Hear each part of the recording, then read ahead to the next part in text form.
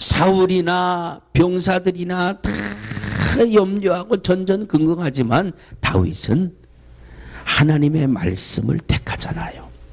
하나님의 말씀이 준 그것을 택하고 너는 칼과 창과 단창으로 나오거리와 나는 만군의 주 여호와의 이름으로 내게 가노라.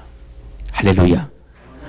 하나님의 말씀을 통해서 내 영혼이 솟게 되면 그곳에는 언제나 승리의 역사가 넘쳐나며 병든 육체까지도 강건하고 회복되는 역사가 이루어지게 됨을 믿으시기를 주의 이름으로 축원합니다. 예수님이 공생애를 시작하시기 전에 40일 동안 뭐 하셨지요? 금식 기도하셨어요. 예수님이 40일 금식을 마치고 나서 누가 제일 먼저 찾아왔어요? 사탄, 마귀가 예수님을 제일 먼저 찾아왔어요. 그래서 예수님에게 몇 가지 시험을 했다? 그 첫 번째 시험이 당신이 만일 하나님의 아들이라면 이 돌들을 명해서 떡이 되게 해라. 가장 배고플 때에 가장 약한 부분을 사탄이 공격해 오는 거예요. 예수님의 대답은 그럼요. 착착 나오면 얼마나 감사해. 예수님의 대답은 사람이 떡으로만 살 것이 아니요 하나님의 말씀으로 살 것입니다. 육을 위한 양식도 소중하다. 그러나 영의 양식을 절대 소홀히 해서는 안 된다고 하는 주의 음성을 들으시기를 주의 이름으로 축원합니다. 하나님의 말씀이 내게 소중히 여겨지고 하나님의 말씀인 성경이 내게 소중히 여겨지는 첫 번째 이유는 내 영이 소생케 되기 때문에, 내 육이 소생케 되기 때문에, 내 생각과 사상과 내 삶의 행동이 소생해지고 새롭게 살아나기 때문에 하나님의 말씀을 귀하게 여기는 우리 모두가 되어야 한다라고 하는 말씀입니다. 두 번째로 오늘 7절 말씀이죠. 여호와의 증거는 확실하여 우둔한 자로 지혜롭게 하며, 따라하시기 바랍니다. 지혜롭게 살자. 지혜롭게 살자. 우리 옆에 있는 분, 앞에 있는 분, 뒤에 있는 분 손을 꼭 잡으시고 지혜롭게 사세요. 지혜롭게 사세요. 지혜는 두 가지가 있다고 이야기합니다. 첫 번째는 육성에 의한 지혜입니다. 육신적인 삶을 살아가는데도 반드시 뭐가 필요해요? 지혜가 필요해요. 육신적인 삶 속에서 지혜가 없으면 어리석은 사람, 대뜸 비웃음을 받습니다. 하지 말아야 될 것을 하지 않을 수 있는 지혜, 이것이 해야 될 일인지 하지 말아야 될 일인지를 분별해낼 수 있는 지혜, 이것이 육성에서 오는 지혜입니다. 이 말을 해야 되느냐, 이 말을 하지 말아야 되느냐, 이것이 육성에서 오는 지혜예요.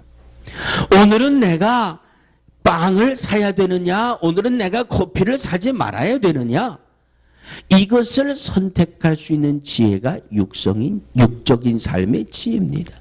내가 이걸 함으로 해서 함께한 이들이 기쁨을 함께 나누게 될 것인가, 내가 이걸 하지 않음으로 해서 우리 같이 모인 이 무리들에게 유익이 될 것인가. 지혜가 얼마나 우리에게 필요한지 몰라요.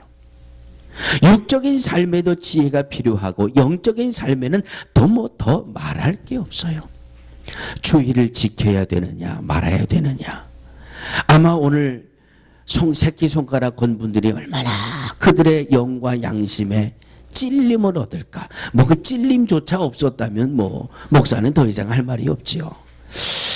아마 어젯밤부터 상당히 고민과 갈등을 하지 않았을까.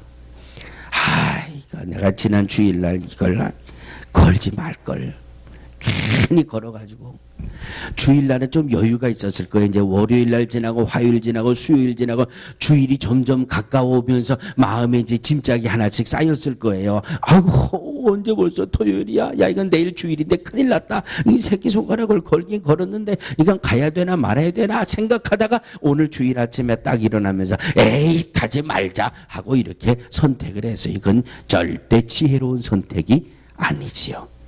새끼손가락 이전에 하나님과 나와의 관계 속에서 주의를 기억하여 거룩히 지켜라. 이건 하나님의 말씀이에요.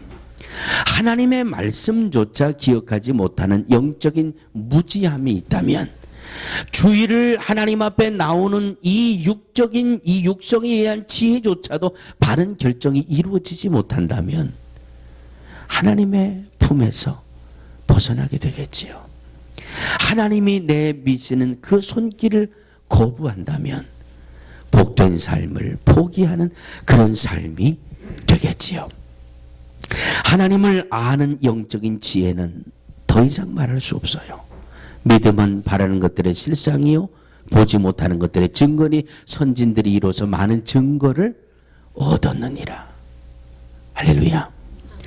하나님이 어떤 분이신지를 아는 영적인 지혜, 하나님의 말씀이 어떤 말씀인지 아는 영적인 지혜, 이 하나님의 말씀이 어떤 말씀인 줄 아는 영적인 지혜가 있다면 2달 아니라 5달 월급을 주고 성경을 산다면 사겠습니까? 안 사겠습니까? 라고 물을 때 아멘 저는 삽니다 하고 이렇게 선뜻 대답이 나올 수가 있었겠지요. 하나님을 아는 지혜, 하나님이 살아계시다라고 하는 지혜, 이 영적인 지혜는요 세미나를 통해서 얻을 수 있는 게 아니에요. 영적인 지혜는 어떤 훈련을 통해서 이루어지는 것이 아니라 영적인 지혜는 바로 하나님의 말씀을 통해서 나오게 되는 겁니다. 아멘. 시편 37편 31절입니다. 그 마음에는 하나님의 법이 있으니 그 걸음에 실족함이 없으리로다. 하나님의 말씀을 통해서 하나님을 알고 그 하나님과 교제하고 그 하나님과 동행할 수 있는 영적인 지혜가 우리에게 풍성하게 되기를 주의 이름으로 축원합니다. 3번째입니다. 오늘 8절 말씀을 보니까 여호와의 교훈은 정직하여 마음을 자, 나는 오늘 마음이 왠지 모르게 기쁩니다. 나는 내 삶을 들여다보면 그런데 왜 내가 이렇게 기쁜지 나도 모르겠습니다. 내 이 마음속에 기쁨이 있는 분들 한번 손 들어보세요. 예. 따라하시기 바랍니다. 기쁘게 살자. 기쁘게 살자. 우리 주위 분들과 한 번 더 인사 나눠주세요. 기쁘게 사세요. 기쁘게 사세요. 언제나 기쁘게 사세요. 욥기 8장 21절입니다. 웃음으로 내 입에 즐거운 소리로 내 입술에 채우시리니.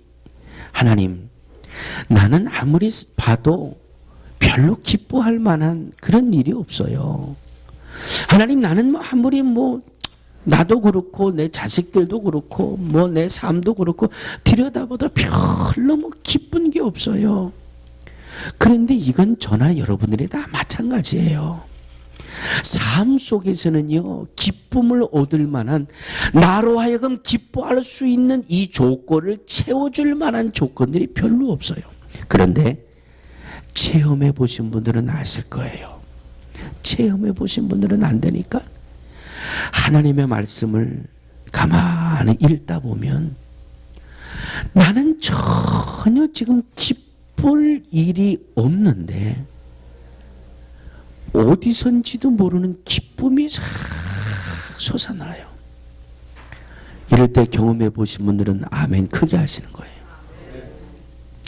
나는 정말 웃을 만한 일들이 없는데 성경을 보다 보면 뭔가 자꾸 행복해지고 뭔가 자꾸 웃음이 나고, 내가 성경을 보는데 그냥 어디에선가 찬송도 들려오고 이 속에서 찬송도 나오고, 성경을 보다가 그냥 눈에서 눈물도 줄줄 나고 코에서 콧물도 줄줄 나고, 하나님 이게 왜 이럴까요? 이게 말씀이에요. 살아계신 하나님의 말씀이기 때문에 우리는 기쁨의 조건을 세상에서 육의 조건에서 찾지만 하나님이 우리에게 주시는 기쁨은 말씀을 통해서 우리에게 채워주신다라고 하는 말씀입니다. 행복의 조건을 나는 많이 가져야 행복한 것 같고 나는 많은 것을 누려야 행복한 것 같지만, 그러나 하나님이 주시는 행복은 성경 속에서 행복의 샘이 솟아나오더라 하는 말씀입니다. 마라라고 하는 곳에 가서 그 물을 마시려고 했는데 써서 마실 수가 없어요. 하나님이 쓴 물, 우리가 지금 물이 없어서 죽게 됐는데 하나님 어떻게 하면 좋습니까? 그 나뭇가지를 마라 연못에 던져라. 주여 믿습니다. 아멘 하고 던지니까 그 물이 단물이 되어 생수가 되잖아요. 이것이 성경이며 하나님의 말씀입니다. 할렐루야.